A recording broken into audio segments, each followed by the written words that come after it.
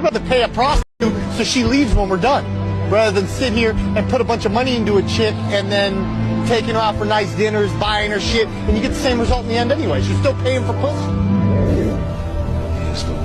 You ever notice how modern dating has basically become one big clown show?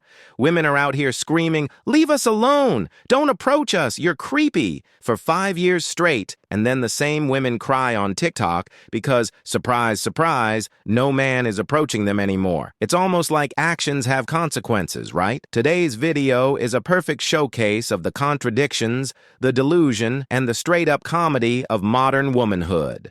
Gonna get some trouble for this, but this is hilarious to me. So you know that they opened like an all-ladies nightclub to keep women safe and all that stuff, and the pictures circling online made it look like it was just lame as fuck. Nobody was dancing, all the girls were just sitting on the side, and guess what?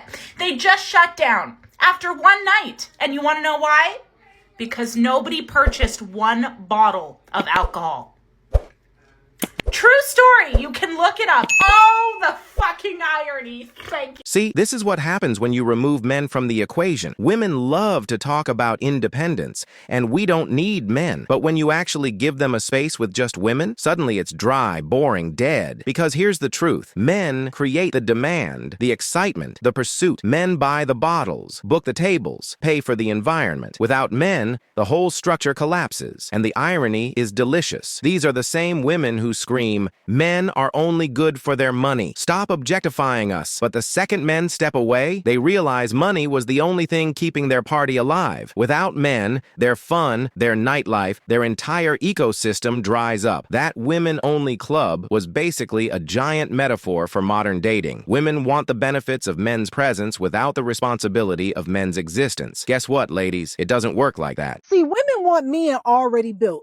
Top of his career, money right, lifestyle set. Here's the problem. When you walk into his life after it's already complete, there's no space for him to build with you. See, that's where women get frustrated. They step into a man's life when he already got the money, he already got the house, he already got the car. Then they try to tell him what to do, how to move, how to lead. And then they get upset when they realize that they can't control him. You cannot control a man that has already built himself. Let me give you the hard truth. The best time to get with a man is when he's broke, when he's grinding, when he's hungry. Because if you ride through the process with him, he will never forget that you were there. But if you wait until he has money, he's busy, he's focused, he's set in his ways, unfortunately, you will be competing for space in his life that literally don't need your input. So the big question to ask yourself, do you want to build with a man, or do you want to move into a house that's already built? Because one brings loyalty and the other one brings limits. The irony? The best time to get a loyal man is when he's broke, grinding, hungry, building. That's when loyalty forms.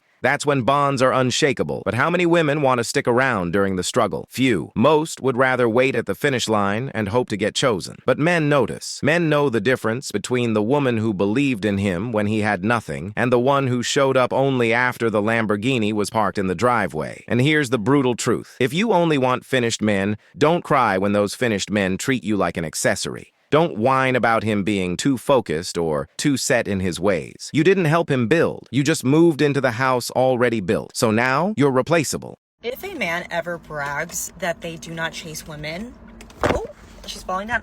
If they brag that they do not chase women, if they brag that they're not going to go out of their way for a woman, you like men. You want to be a princess. You want a man to chase you. They haven't admitted to themselves that they are like actually gay. Okay. Because a guy who like, guys know, like, it's not about chasing women in particular, like, it's more about pursuing a woman, okay? If they're, like, bragging that they do not pursue women, like, you're kind of girly, kind of weird. It's just not a flex, because the girls that are actually of high quality are going to not chase you. They're not going to chase your validation. They're not going to go out of their way to prove to you that they're worth being picked, okay? Because a lot of the high quality women that you want are going to require you to pursue them. And yes, I am referring to pursuing, not chasing. So if a woman's not showing any signs of interest, of course the guy shouldn't have to chase them, right?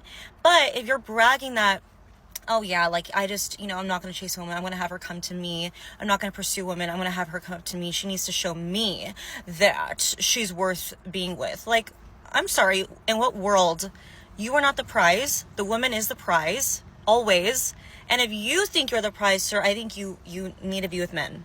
You need to be with men, and you have to acknowledge the fact that you might possibly be gay.